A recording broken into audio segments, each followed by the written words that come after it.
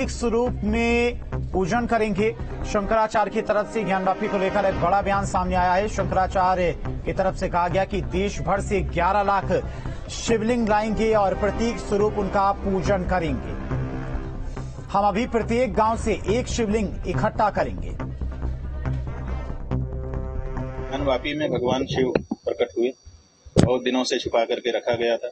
फिर एक सर्वे हो रहा था, जिस दौरान ये पता चला कि ये वजू के कुंड में तो हमारे शिव जी हैं। बाद में लोग न्यायालय में गए, उन्होंने बताया, न्यायालय ने कहा तुरंत शिवलिंग को सुरक्षित किया जाए। फिर जो विपक्षी थे वो सुप्रीम कोर्ट चले गए 2 दिन में ही। सुप्रीम कोर्ट ने भी कहा कि जो शिवलिंग मिला है उसका ड्यूली प्रोटेक्शन किया जाए। अब ड्यू प्रोटेक्शन क्या होता है? कानून की भाषा में ड्यू का मतलब है कि जैसे संरक्षण की उसको आवश्यकता हो। तो हमारे यहाँ अगर गाय का संरक्षण करना होगा तो भूसा देना होगा, बच्चे का संरक्षण करना होगा तो दूध पिलाना होगा, मनुष्य का संरक्षण करना होगा तो भोजन देना होगा। उसी तरह से किसी देव मूर्ति का संरक्षण करना होगा तो उसकी पूजा करनी होगी। तो हम लोग ये चाहते थे कि वो पूजा शुरू हो जाए। तो शंकराचार्य जी महाराज उस समय विद्यमान थे, उन्होंने हमको आदेश किया कि तुम काशी जाओ, जाकर के वहां पर पूजा करो। हम वहां गए, जाकर के हम पूजा के लिए प्रस्तुत थे, तभी पुलिस वालों ने हमको माने रोक लिया और रोके रहे 108 घंटा बिना एक बूंद पानी के। हम बैठे रहे 5 दिन तक, लेकिन कोई सुनवाई नहीं हुई। सुप्रीम कोर्ट के आदेश का जो वाराणसी का जिला प्रशासन है उसने संज्ञान नहीं लिया। तो ऐसी परिस्थिति में हमारे देवता प्रकट होकर के भी पूजित नहीं है। इस बात से देश की जो करोड़ों करोड़ सनातनी जनता है वो दुखी है। और इसीलिए शंकराचार्य जी महाराज के आदेश से फिर हमने प्रतीक पूजा शुरू की। देश में हजारों जगहों पर प्रतीक पूजा विश्वेश्वर की चल रही है, लेकिन अब ये हम लोगों ने तय किया है कि इस बात को रेखांकित करने के लिए भारत के हर गांव से कम एक शिवलिंग काशी भेजा जाए और वहां पर उसकी पूजा शुरू हो।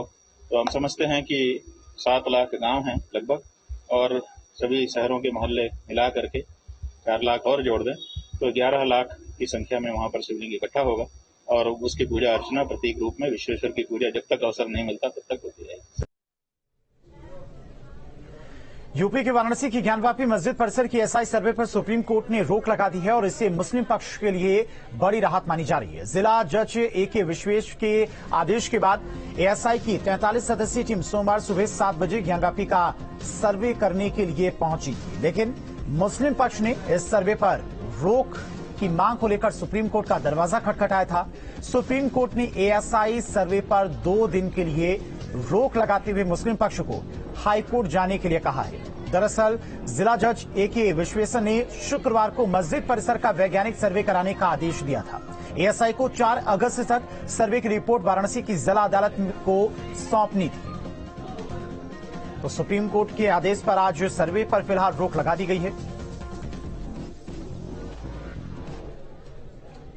शाम 5 बजे तक रोक लगाई है और अंजुमन इंतजामिया को ये कहा है कि 26 जुलाई के शाम 5 बजे से पहले वो हाईकोर्ट अप्रोच करें और हाईकोर्ट इस मैटर को सुनेगा और उसके बाद हाईकोर्ट डिसाइड करेगा कि स्टे रहना है इस ऑर्डर पे कि नहीं रहना। दोनों पक्षों की तरफ से क्या कुछ दलीलें दी गई थी? दोनों पक्षों की तरफ से दलीलें हमारी तरफ से यही दलील थी कि इस ऑर्डर में कोई गलती नहीं है और जो डिस्ट्रिक्ट जज साहब का ऑर्डर है उसमें लिखा हुआ है कि स्ट्रक्चर को बिना डैमेज किए, बिना क्षति पहुंचाए हुए ये सर्वेक्षण किया जाए।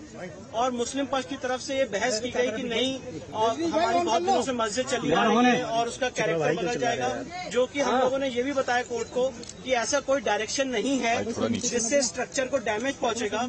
पर मुस्लिम पक्ष ने सुप्रीम कोर्ट के सामने बात रखी अंजुमन इंतजामिया ने कि उनको कुछ समय चाहिए इस ऑर्डर को चुनौती देने का, इसलिए माननीय सुप्रीम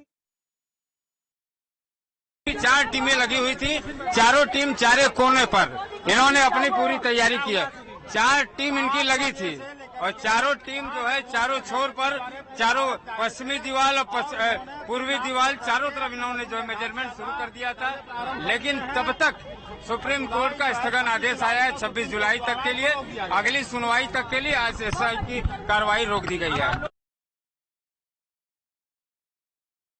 आज एक एक चीज का नाप जोख हुआ है, मशीन बैठा है और मतलब वहाँ पे नक्शा बना है, ग्राफिक्स हुआ है, हो रहा था तभी मतलब सुप्रीम कोर्ट का आदेश आ गया स्टे का। कहाँ गई थी? खाने की बात करें, तहखाने में भी नहीं, अभी ऊपर हुआ है और जो बैरिकेटी के अंदर हुआ है, बैटिंग एरा और ऊपर दीवारों का हुआ, एक एक दीवारों का हुआ, एक एक खम्भे का हुआ, सब हुआ है।